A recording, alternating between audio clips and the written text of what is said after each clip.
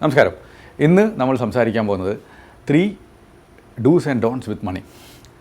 നമുക്ക് 3 കാര്യങ്ങൾ പണവുമായി ബന്ധപ്പെട്ട് ചെയ്യേണ്ടതും ചെയ്യേണ്ടാത്തതുമായിട്ടുള്ള കാര്യങ്ങളെക്കുറിച്ചാണ് ഇന്ന് സംസാരിക്കുന്നത്. നമുക്ക് കുറച്ച് കോൾസുകൾ കിട്ടിയിരുന്നു. അതിൽ നിന്ന് വ്യക്തമായിട്ടുള്ള കാര്യം വെച്ചാൽ ഒട്ടുമിക്ക ആളുകളുടെ മണി ഹാബിറ്റിൽ കുറച്ച് വ്യത്യാസം വരുത്തിയാൽ തന്നെ നമ്മുടെ ഇൻവെസ്റ്റ്മെൻറ്റ് വളരെയധികം നന്നായിട്ട് കൂട്ടാൻ പറ്റും. അപ്പോൾ ഇന്ന് നമുക്ക് സ്ട്രൈറ്റ് അവേ നമുക്ക് പറയാം ഏതൊക്കെയാണ് 3 കാര്യങ്ങൾ പണവുമായി ബന്ധപ്പെട്ട് നമ്മൾ ചെയ്യാൻ പാടില്ലാത്തതെന്നുള്ളത്. ഇപ്പോൾ പുതിയ ഒരു കാലത്ത് ഒട്ടുമിക്കവരുടെയും നല്ലൊരു ജോലിയുള്ളവർ, നല്ലൊരു ഇൻകം സ്ട്രീമൊക്കെ ഉള്ള ആളുകൾക്ക് ക്രെഡിറ്റ് കാർഡ് ബാങ്കിൽ നിന്ന് ഈസി ആയിട്ട് കിട്ടും. അപ്പോൾ ഫസ്റ്റ് കാര്യം ചെയ്യേണ്ടത് നോട്ട് യൂസ് ക്രെഡിറ്റ് കാർഡ് ഉപയോഗിക്കുന്ന ശീലം ഉണ്ടെങ്കിൽ അത് നിർത്തുക. അപ്പോൾ പലർക്കും ഒരു ചോദ്യം ഉണ്ടാവും, ക്രെഡിറ്റ് കാർഡ് ഉണ്ടെങ്കിൽ ഒത്തിരി കൺവീനിയൻസ് അല്ലേ, നമ്മൾക്ക് ഒരു മാസം കഴിഞ്ഞിട്ട് അതിൻ്റെ പണം കൊടുത്താൽ പോരെ, അല്ലെങ്കിൽ കുറേ റിവാർഡ് പോയിൻറ്റ്സ് കിട്ടൂലേ എന്നീ കുറേ ക്വസ്റ്റ്യൻസ് ഉണ്ട്. പക്ഷേ അതിലൂടെ ബാങ്ക് നമ്മൾക്ക് പഠിപ്പിച്ചതെന്ന് വെച്ചാൽ നമുക്ക് സ്പെൻഡിങ് ഹാബിറ്റ് കൂട്ടുകയാണ് നമ്മൾ ചെയ്യണത്. അതിനേക്കാൾ ഉപരി നമ്മൾ ഏതെങ്കിലും ഇൻസ്റ്റാൾമെൻറ്റ് കറക്റ്റ് ടൈമിൽ അടച്ചില്ല എന്നുണ്ടെങ്കിൽ 2% പെർ മന്താണ് നമുക്ക് ഇൻട്രസ്റ്റ് ആയിട്ട് കൊടുക്കേണ്ടി വരുന്നത്. അത് വളരെ കൂടുതലാണ്. 2% പെർ മന്ത് എന്ന് വെച്ചാൽ 24% ആണ് പെർ ആനം നമ്മൾ കൊടുക്കുന്നത്. അത് വളരെ കൂടിയ ഒരു ഇൻട്രസ്റ്റ് റേറ്റാണ്. അപ്പോൾ ആ ഒരു ട്രാപ്പിൽ, ക്രെഡിറ്റ് കാർഡിൻ്റെ ട്രാപ്പിൽ പെടാതിരിക്കുക എന്ന് പറയുന്നത് ഫസ്റ്റ് ആയിട്ട് നമ്മൾ ചെയ്യേണ്ട കാര്യങ്ങൾ. ഇനി രണ്ടാമത്തെ ഡോണ്ട് മണി ഹാബിറ്റിൽ നമ്മൾ പറയാവുന്ന കാര്യം വെച്ചാൽ ഒരിക്കലും ലിവറേജ്ഡ് ആയിട്ട് അസറ്റ് അക്വയർ ചെയ്യാതിരിക്കുക. ലോൺ എടുത്ത് അസറ്റ് വാങ്ങുന്ന ശീലം ഒഴിവാക്കുക. അല്ലാന്നുണ്ടെങ്കിൽ എന്തെങ്കിലും വീട്ടിലേക്ക് വേണ്ട സാധനങ്ങൾ വാങ്ങുന്ന ശീലം ഒഴിവാക്കുക. ഇപ്പോൾ 0% ലോൺ എന്നൊക്കെ പറഞ്ഞിട്ട് നമുക്ക് കുറേ വൈറ്റ് ഗുഡ്സ് വാങ്ങുമ്പോൾ, ഈ വാഷിംഗ് മെഷീൻ പോലത്തെ ഗുഡ്സുകൾ വാങ്ങുമ്പോൾ, മൊബൈൽ വാങ്ങുമ്പോൾ അങ്ങനെയൊക്കെ കുറേ അവസരങ്ങൾ കിട്ടും. അത് അങ്ങനത്തെ ട്രാപ്പിൽ നമ്മൾ പെടാതിരിക്കുക. അത് നമ്മൾ ഒരിക്കലും വളരെയധികം അഡ്വാൻറ്റേജ് ആണ്. പക്ഷേ അതിലത്തെ ഏറ്റവും വലിയൊരു പ്രശ്നം എന്ന് പറഞ്ഞാൽ മിക്കപ്പോഴും നമ്മൾ MRPയിലായിരിക്കും വാങ്ങുന്നത്. അപ്പോൾ നമ്മൾ നേരിട്ട് പണം കൊടുത്താണ് വാങ്ങണമെന്നുണ്ടെങ്കിൽ നമുക്ക് അറ്റ്ലീസ്റ്റ് ഒരു 10% അല്ലെങ്കിൽ ഒരു 20% ഡിസ്കൗണ്ട് കിട്ടാനുള്ള ചാൻസ് ഉണ്ട്. ആ ചാൻസ് നമ്മൾ മിസ്സാവുകയാണ്. അതിനേക്കാൾ ഉപരി നമ്മുടെ അടുത്ത് പണമില്ലാത്ത സമയത്ത് വെറുതെ എന്താ പറയുക, ലോൺ എടുത്ത് അത് വാങ്ങുന്നൊരു പ്രവണത നമ്മുടെ സ്പെൻഡിങ് ഹാബിറ്റിനെ കൂട്ടുകയാണ് ചെയ്യുന്നത്. ഇനി രണ്ടാമത്തെ കാര്യം എന്ന് വെച്ചാൽ നമ്മൾ എന്തൊക്കെ വാങ്ങുമ്പോഴും നമ്മുടെ അഫോർഡബിലിറ്റിക്ക് ഉള്ളതേ വാങ്ങാൻ പാടുള്ളൂ. നമ്മുടെ അഫോർഡബിലിറ്റിക്ക് പറ്റാത്ത കാര്യങ്ങൾ വാങ്ങാതിരിക്കുക.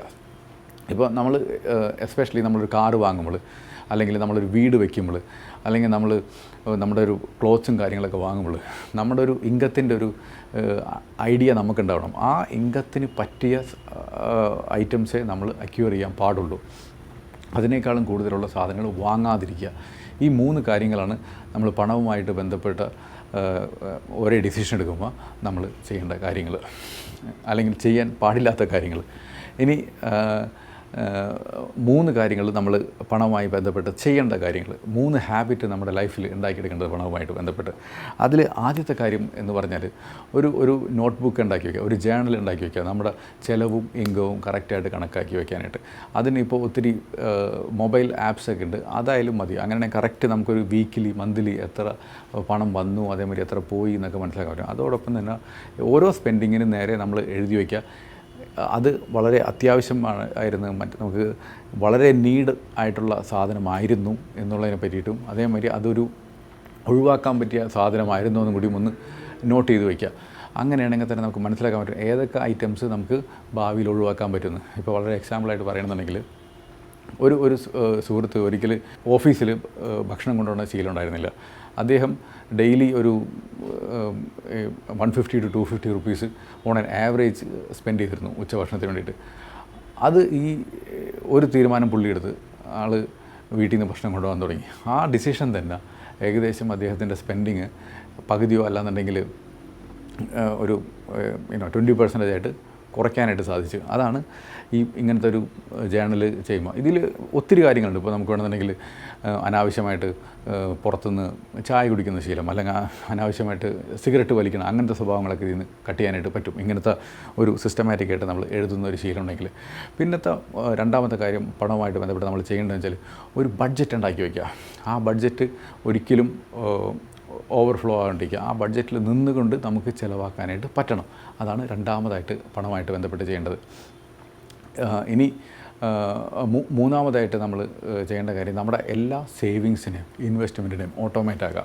ഇപ്പോൾ നമ്മുടെ സാലറി ഡേറ്റ് എന്നാണോ അല്ലാതെ നമ്മുടെ ഇൻകം വരുന്ന ഒരു ഡേറ്റ് എന്നാണോ അതിന് നെക്സ്റ്റ് ഡേ ആയിട്ട് ഒരു ബാങ്കിന് ഒരു സ്റ്റാൻഡിങ് ഇൻസ്ട്രക്ഷൻ കൊടുക്കുക. ഒന്നില്ലെങ്കിൽ അടുത്ത അക്കൗണ്ടിലേക്ക് മാറ്റി വയ്ക്കുക, ആ പണം നമ്മൾ ഉപയോഗിക്കാത്ത അക്കൗണ്ടിലേക്ക് മാറ്റി വയ്ക്കുക, അല്ലെങ്കിൽ ഏതെങ്കിലും നല്ല മ്യൂച്വൽ ഫണ്ട് SIPയിലേക്ക് മാറ്റി വയ്ക്കാനായിട്ട്. അപ്പോൾ മ്യൂച്വൽ ഫണ്ട് SIPയിൽ നമുക്കൊരു ചോദ്യം ഉണ്ടാവും, അത് മാർക്കറ്റ് ഫ്ലക്ച്വേഷന് ആയിട്ട് ബന്ധപ്പെട്ടതല്ലെന്ന്. ഇപ്പോൾ നമുക്ക് സേവിങ്സിന് വേണ്ടി മാറ്റി വയ്ക്കേണ്ടത് എന്ന് വെച്ചാൽ നമുക്കൊരു 6 months to 1 year എന്നുള്ള പീരീഡിൽ നമുക്ക് വേണ്ടതായിട്ടുള്ള പണത്തിന് നമ്മളെപ്പോഴും ലിക്വിഡ് ഫണ്ട് പോലത്തെ സ്കീമിൽ വയ്ക്കുക. അത് വളരെയധികം ഹൈലി സെക്യൂർഡാണ്. നമുക്ക് എന്ത് പണം വേണം നെക്സ്റ്റ് ഡേ തന്നെ നമുക്ക് വിഡ്രോ ചെയ്യാൻ പറ്റും. അതേമാതിരി നമ്മളൊരു 5 year അങ്ങനെയൊക്കെ കണ്ടിട്ട് ഇൻവെസ്റ്റ്മെൻറ്റ്സിന് നമുക്ക് ഇക്വിറ്റി ഫണ്ട്സ് പോലത്തെ സ്കീമിലേക്ക് മാറ്റി വയ്ക്കാനും നമുക്ക് പറ്റും. കുറച്ചും കൂടിയും ഒരു ഗോൾ ബേസ്ഡ് ആണെന്നുണ്ടെങ്കിൽ നമ്മുടെ ഈ മന്ത്ലി ഓട്ടോമാറ്റായിട്ട് മാറ്റി വയ്ക്കുന്നതിന് സേവിങ്സ് ആണോ ഇൻവെസ്റ്റ്മെൻ്റ് ആണോ എന്ന് തരം തിരിച്ച് നമുക്ക് മാറ്റി വയ്ക്കാൻ പറ്റും. ഈ 3 കാര്യങ്ങളാണ് നമ്മൾ പണവുമായിട്ട് ബന്ധപ്പെട്ട് നമ്മൾ മസ്റ്റായിട്ട് ചെയ്യേണ്ട കാര്യങ്ങൾ. അപ്പോൾ ഈ 3 കാര്യങ്ങൾ എന്തൊക്കെയാണ് ചെയ്യാൻ പാടില്ലാത്തത്, എന്തൊക്കെയാണ് ചെയ്യാൻ പാടുള്ളതിനെ പറ്റി നമ്മൾ സംസാരിച്ച് ഈ കാര്യങ്ങൾ എല്ലാവരുടെയും ലൈഫിൽ ഇംപ്ലിമെൻ്റ് ആവാനായിട്ട് സാധിക്കട്ടെ. അതേമാതിരി ഇതല്ല, ഒത്തിരി നല്ല കാര്യങ്ങൾ പലവരും പണവുമായിട്ട് ബന്ധപ്പെട്ട് ചെയ്യുന്നുണ്ടാവും, അല്ലെങ്കിൽ ഒത്തിരി നല്ല കാര്യങ്ങൾ പണവുമായിട്ട് ബന്ധപ്പെട്ട് ചെയ്യാതിരിക്കുന്നുണ്ടാവും. അതൊക്കെ നമ്മുടെ കമൻറ്റ് കോളത്തിൽ പറയാം.